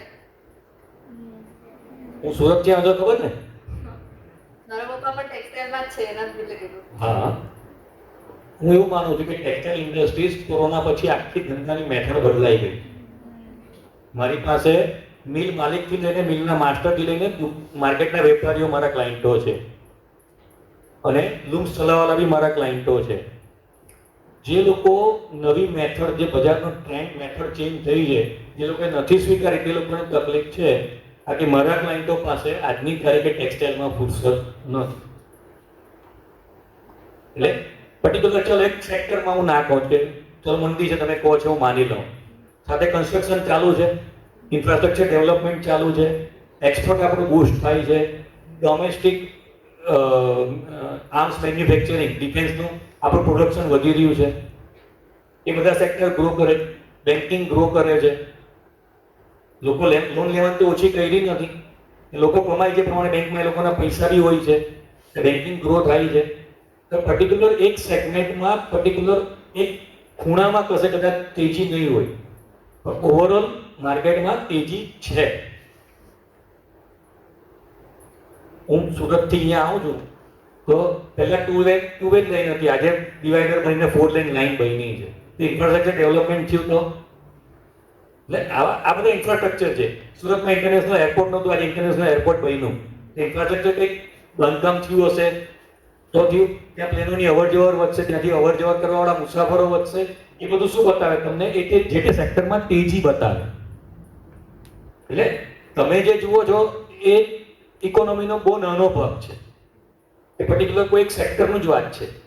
ત્યાં કદાચ મંદી હોઈ શકે પણ ઓવરઓલ કશે મોટા પાયા પર મંદી અત્યારે નથી દેખાતી. અને માર્કેટને એ બધી તેજી પકવાની હશે ને પ્રેક્ટિકલ માર્કેટમાં, તે માર્કેટને પહેલેથી ખબર હશે.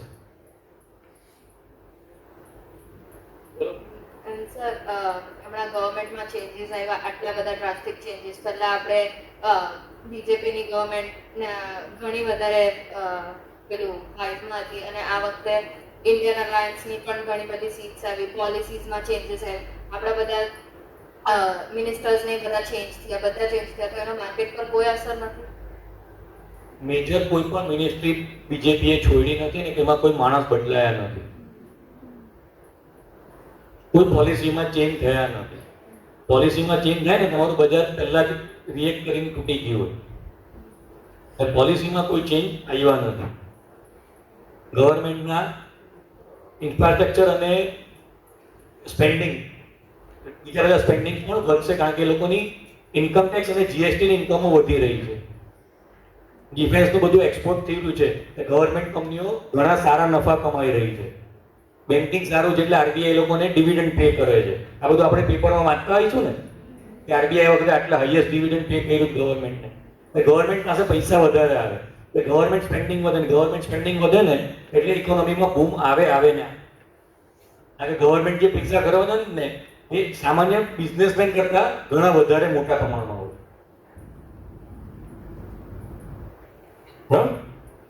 સરસ સવાલ. So for a person who is not that much comfortable with the share market, and as sir says that it's not everybody's cup of tea, and we are not having that much grip. No doubt you've explained it very nicely, but still there is some part of confusion. So do you suggest IPOs? તમે સારા શોધી શકો તો ચોક્કસ આઈપીઓમાં પૈસા લગાવો. શરૂઆત ત્યાંથી જ કરવી જોઈએ શેર માર્કેટની. અને તમને જો શેર માર્કેટમાં રિસ્ક હોય એ કંઈ ખોટી વાત નથી. તમે મ્યુચ્યુઅલ ફંડ કરી શકો છો, એસઆઈપી કરી શકો છો, એ પણ વેલ્થ ક્રિએશનનો એક સારો જ પાર્ટ છે. લોંગ ટર્મ માટે એ પણ પૈસા બનાવીને આપશે તમને. એવું નથી કે શેર બજારમાંથી પૈસા કમાવા માટે ડાયરેક્ટ શેરમાં જ ઇન્વેસ્ટમેન્ટ કરવું જોઈએ. હવે મ્યુચ્યુઅલ ફંડમાં ઇન્વેસ્ટમેન્ટ કરીને પણ શેર બજારની કમાણી મેળવી શકો.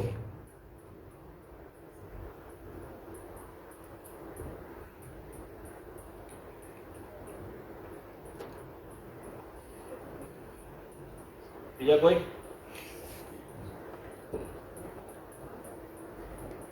જે ઉપર લખ્યું છે એ ટ્રેડર્સો માટે પાક કાપવાનો સવાલ છે પહેલો તો.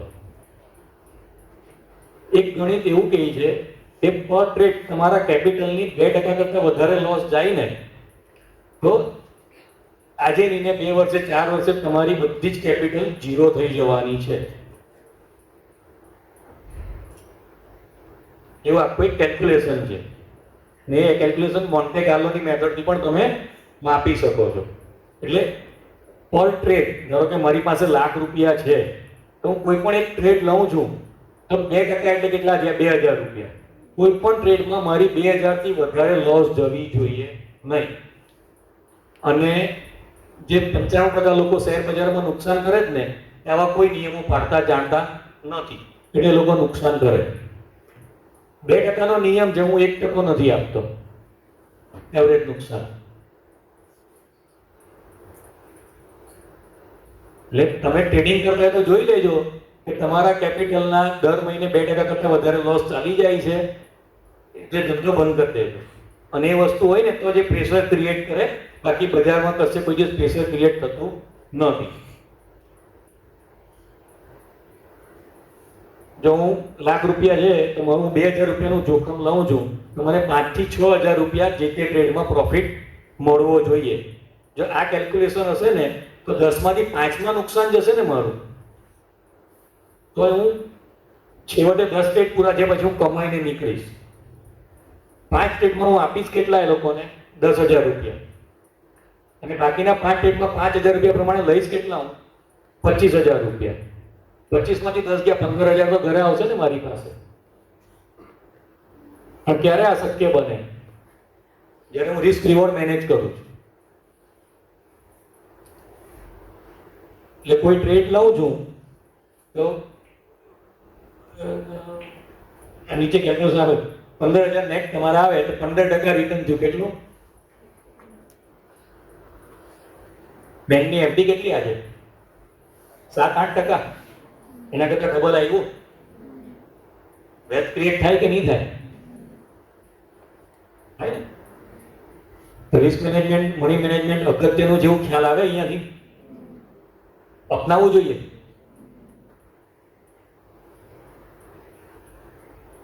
આ રિસ્ક કેલ્ક્યુલેટ કરવાનું મેથડ મેં આપી છે.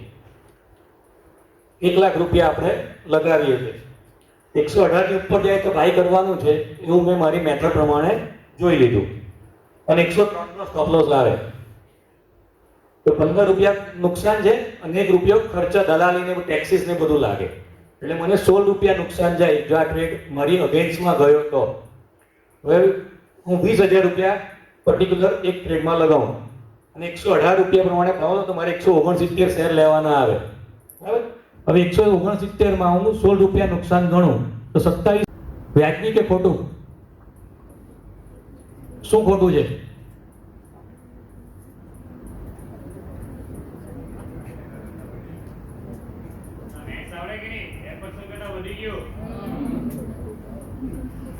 મારે આ ટ્રેડ લેવો જોઈએ કે નહીં લેવો જોઈએ? ટ્રેડ તો લેવાનો જ છે. જો નીચે મેં આપેલું છે 125 શેર બાય થાય, મારે 2% નુકસાન કરવું હોય તો 169 નહીં પણ મારે 125 શેર બાય કરવાના. 2000 રૂપિયા નુકસાન થયું તો 16 રૂપિયા ભાગી નાખું એટલે 125 શેર લેવાના આવે. એક ટ્રેડ સેટઅપ છે તો ટ્રેડ લેવાનો, મારે ક્વોન્ટિટી પૂરી નથી લેવાની, મારા રિસ્ક પ્રમાણે મારે ક્વોન્ટિટી ઓછી કરી નાખવાની.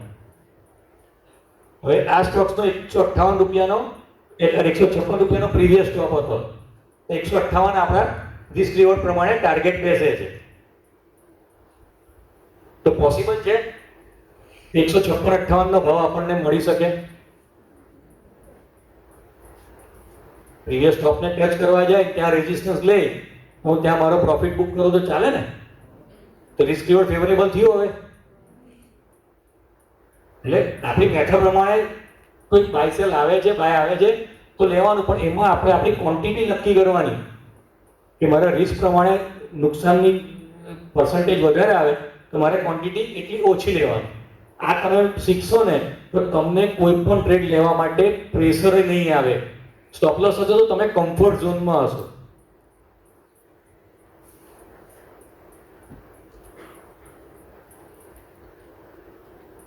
હવે 10 લાખ રૂપિયા હોય અને 10 સ્ટોક્સમાં પૈસા લગાવું તો 1 લાખ રૂપિયા મારે જે તે સ્ટોક્સમાં લગાવવાના.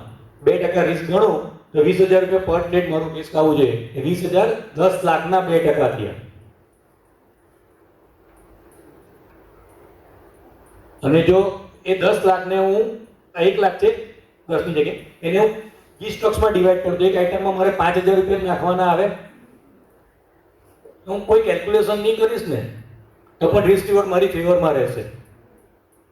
અપ ટુ 40% નુકસાન નહીં હોય ને ત્યાં સુધી તમે આમાં લોસમાં નહીં આવશો.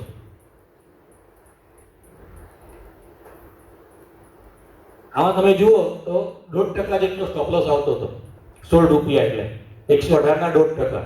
બરાબર. આ તમે કરશો ને તો 40% સુધી સ્ટોપ લોસ આવતો હશે ને તો તમે એ સ્ટોકને બાય કરી શકશો. એમ કે હું મારી કેપિટલના 5% પૈસા એમાં લગાવું છું. એ 40% તૂટશે તો મારી કેપિટલના 20% થશે ને. ત્યાં સુધી તો 20% થવાનું, 2% થવાનું નથી મારી કેપિટલના.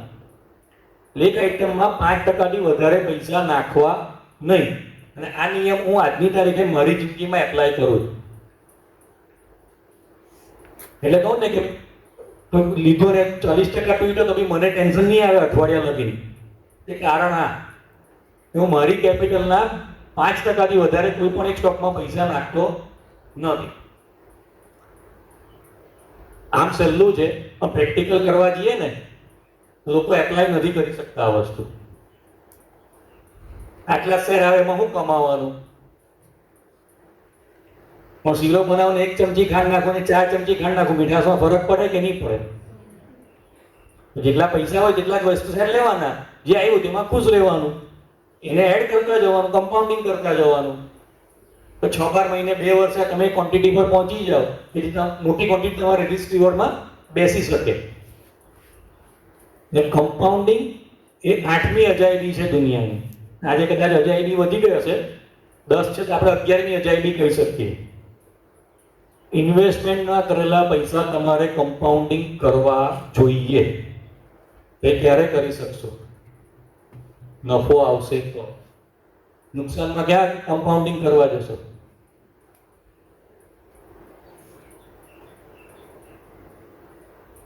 એટલે ઓછા પૈસા હોય, ઓછી ક્વોન્ટિટી લેવાય, એમાં કશું ખોટું નથી. આપણને આપણા રિસ્ક પ્રમાણે જેટલું લેવાય તેટલું લેવાનું. પેલાએ આટલી ક્વોન્ટિટી લીધી, પેલા આટલી ક્વોન્ટિટી લીધી, એની સાથે કોઈ મતલબ નથી. કેતન સર ગમે એટલા શેર લે, હું મારી કેપિટલના 5%થી વધારે એ કંપનીમાં પૈસા નહીં નાખું. એમની રિસ્ક એપેટાઇટ જુદી છે, મારી જુદી છે. એટલે બાજુવાળો કરે તે મારે કરવું એવું જરૂરી નથી.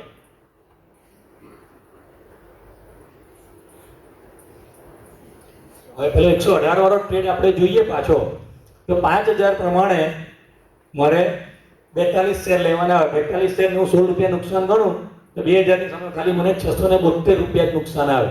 તમારે કોઈ કેલ્ક્યુલેશન કરવાની જરૂર ખરી આમાં? 5% પૈસા નાખો એટલે રિસ્ક રિવોર્ડ કેલ્ક્યુલેશન થઈ જાય?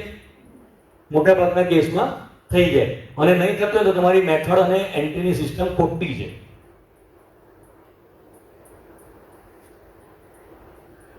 એટલે તમે 10-20% પૈસા નાખો અને 5% પૈસા નાખો તો તમારે રિસ્ક રિવોર્ડ તમારી ફેવરમાં રહેવાના ચાન્સીસ બહુ જ બ્રાઇટ રહેશે. કોઈ એક્સ્ટ્રા કેલ્ક્યુલેશન કરવાની જરૂર પણ નહીં પડે. અને હું 5% પ્રમાણે આજની તારીખે મારી જિંદગીમાં ઇન્વેસ્ટમેન્ટ કરું છું અને કમાઉં છું. છેલ્લા 5 વર્ષથી 20% સિમ્પલ, 21% અને 16-17% કમ્પાઉન્ડિંગ રિટર્ન મેં મેળવ્યા છે ટેકનિકલ ટ્રેડિંગ કરીને. 5 વર્ષમાં કેટલા ટ્રેડ કર્યા હશે મેં? કેટલા ટ્રેડ હશે અંદાજ 5 વર્ષમાં? કોઈ આઈડિયા નથી સર. વર્ષના 40-45 ટ્રેડ કરું. 52 અઠવાડિયા આવે તો અઠવાડિયામાં એક ટ્રેડ બી હું નથી કરતો. ને 5% પૈસા નાખો એક આઈટમમાં તો હું 16%-16.5% કમ્પાઉન્ડિંગ રિટર્ન મેળવી શકું. એટલે 5% નાખવાથી રિટર્ન નહીં આવે એવું કોઈ માનવાને કારણ નથી.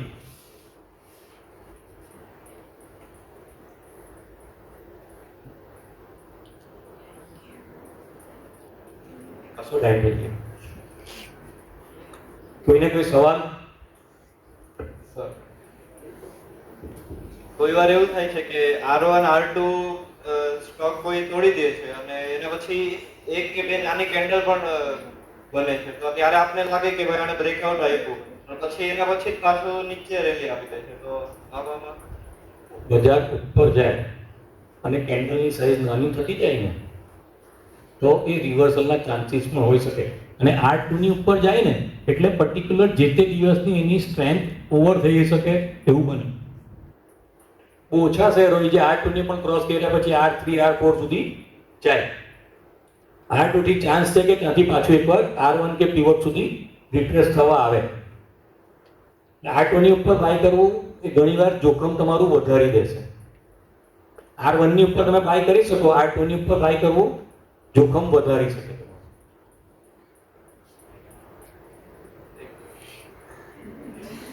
સર હમણાં એવું સાંભળવા મળે કે ભાઈ ઇલેક્શન હતું એટલે ગયા 1 વર્ષથી બધા પબ્લિક સ્ટોક્સ ઉપર હતા ને હવે આમાં તો ઇલેક્શન ગયું એટલે હવે એમાં મોટું કરેક્શન જોવા મળે આપણે? માર્કેટમાં એક કરેક્શન ડ્યુ છે એ હું સ્ટ્રોંગલી માનું છું. તારીખ છે 1 જુલાઈ 94. આ ગ્રીન લાઈન છે સુધી બજારમાં પછી નેક્સ્ટ કેન્ડલમાં શું થાય? અહીંયા ગ્રીન લાઈનની નજીક છે સુધી બજારમાં પાછું અહીંયા આવ્યું.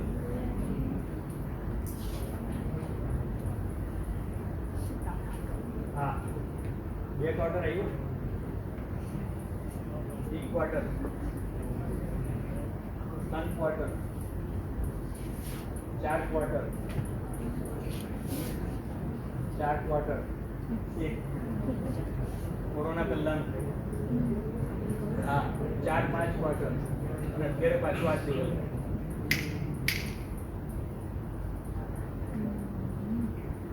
94 98-84 છે 98-99 થાય ને એટલે ક્વાર્ટરલી બેઝિસ પર કરેક્શન આવવાની શક્યતા બને છે. આવું 10 વાર 94 થી બન્યું છે છેલ્લા 30 વર્ષ. તો શક્ય છે કે આ વખતે પણ એક વસ્તુ રિપીટ થાય. હિસ્ટ્રી રિપીટ આપણે સાંભળ્યું હશે ને, આ તો 10 વખત થયેલી વસ્તુ છે. તો કેટલી શક્યતા રહે આ વસ્તુ?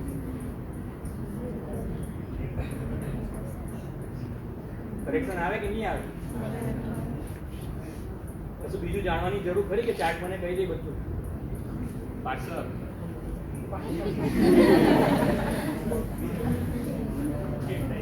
3 મહિનાના ચાર્ટ જો રીડિંગ જ કરું.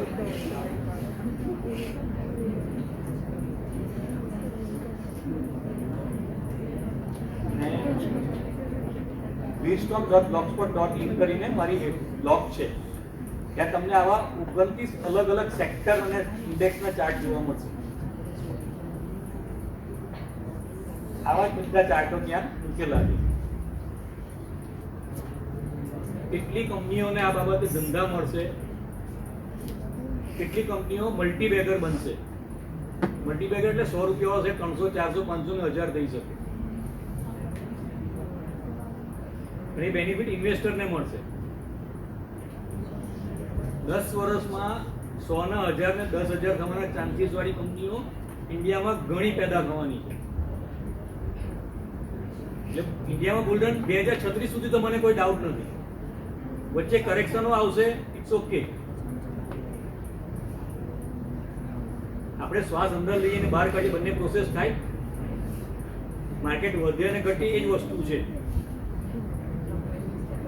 એની મેથડ જુદી છે, આપણી મેથડ જુદી છે. પછી બુલ રન હોય કે બિયર માર્કેટ હોતું જ નથી. એટલીસ્ટ ઇન્ડિયા માટે હું કહી શકું, જાપાનમાં 40 વર્ષ બિયર માર્કેટ હતું.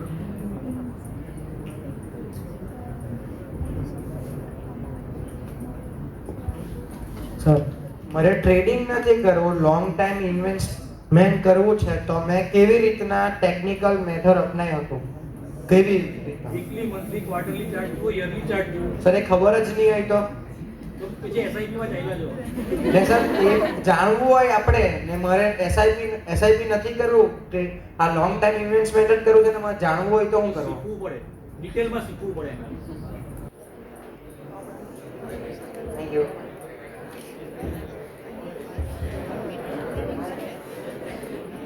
સર, અત્યારે ઘણા એવા લોકો ઇન્વેસ્ટમેન્ટ શીખવા માંગે છે, તેમાં સોશિયલ મીડિયા પરથી એ બધા જોઈએ અને એ તો બહુ બરાબર નહીં મળે, પ્રોબ્લેમ આવે છે. તો તેમાં આપણે શીખવું હોય તો કેવી રીતે શીખાય? એક સારો ટ્યુટર શોધી લો. હું પોતે પણ શીખવાડું છું. તમને સુરત આવું કદાચ મોંઘું પડે કે ઓડ પડે, કેતનભાઈ સાથે કંઈક સેટિંગ ગોઠવીએ, જો 5-10 છોકરા હોય તો આપણે અહીંયા કંઈક ગોઠવવાનું શીખવાનું ગોઠવીશું.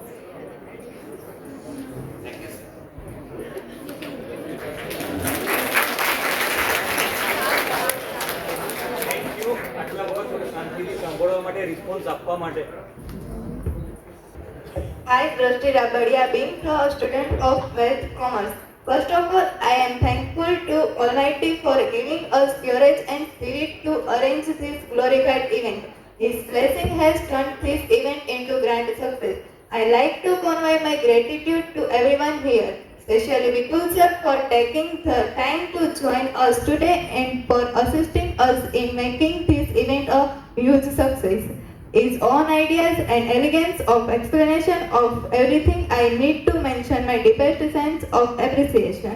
I want to thank Vipul sir for providing this platform and for the opportunity to delve into a subject that holds significant importance in today's financial landscape. It has been a privilege to share insight of a technical analysis of shares. Ketan sir, we are really thankful to you for arranging this event.